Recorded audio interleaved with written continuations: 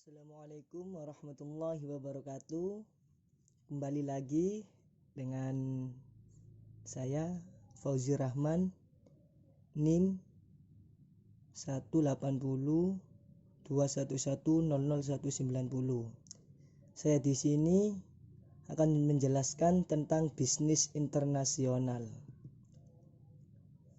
Definisi menurut para ahli, menurut Ball, Mitch Coolidge, French, Granger and Minor, mengartikan bahwa internasional merupakan suatu bisnis yang kegiatannya melampaui batas negara, yang mencakup perdagangan internasional, pariwisata, transportasi, dan yang lainnya.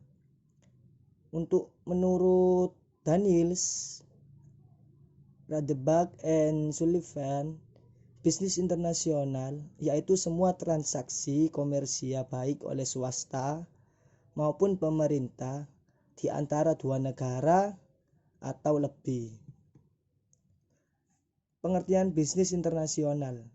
Dari beberapa pengertian bisnis internasional, yaitu suatu kegiatan bisnis yang dilakukan antara negara yang satu dengan negara yang lainnya.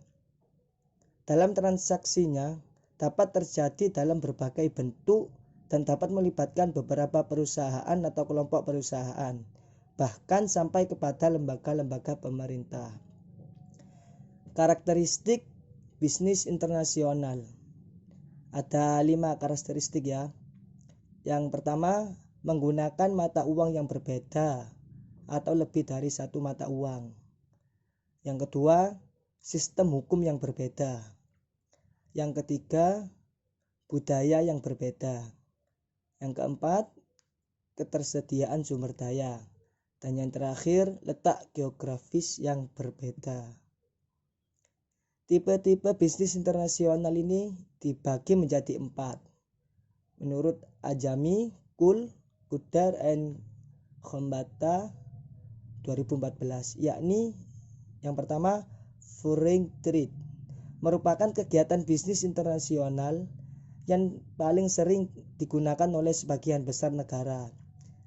Jenis aktivitas bisnis internasional ini cenderung identik dengan aktivitas ekspor-impor. Dalam aktivitas ekspor-impor, objek barang yang sering digunakan adalah visible physical goods and komoditas. Yang kedua, trade in service. Trade in service merupakan kegiatan bisnis internasional yang objek barangnya juga berupa tangible goods. Objek tersebut dapat berupa asuransi, perbankan, hotel, konsultasi, biro perjalanan, dan transportasi.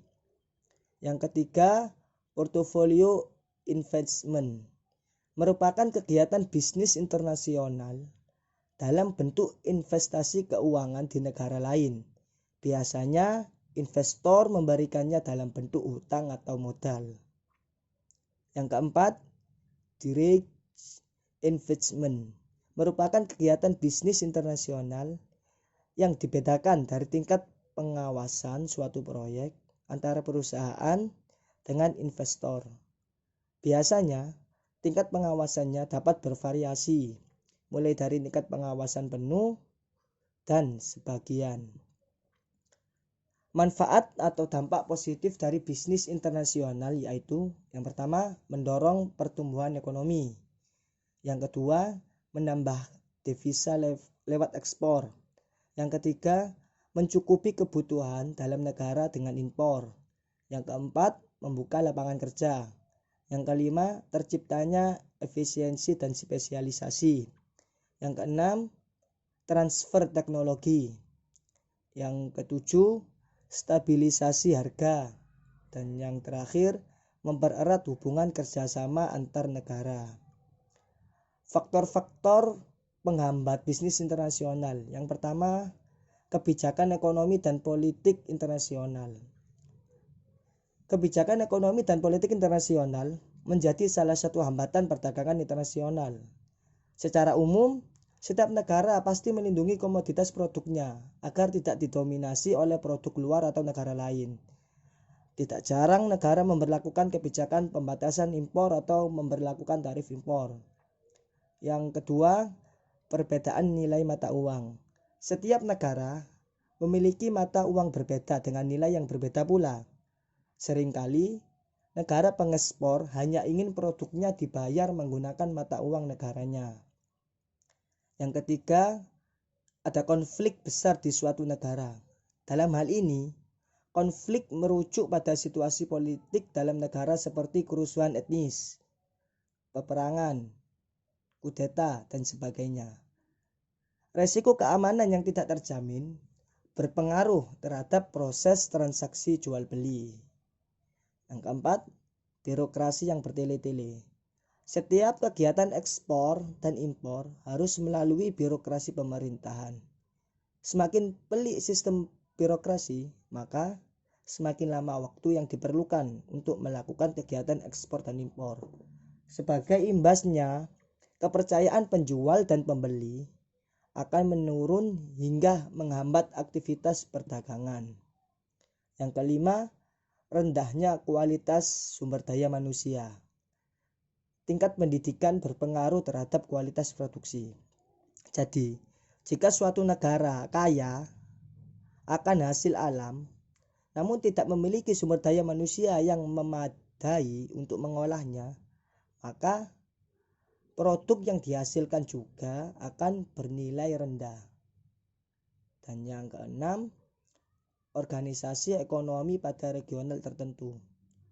Hambatan perdagangan internasional lainnya disebabkan karena perdagangan dikhususkan atau terbatas bagi negara anggota organisasi. Sekian penjelasan dari saya. Semoga bermanfaat terutama untuk saya sendiri dan bagi pendengar. Assalamualaikum warahmatullahi wabarakatuh.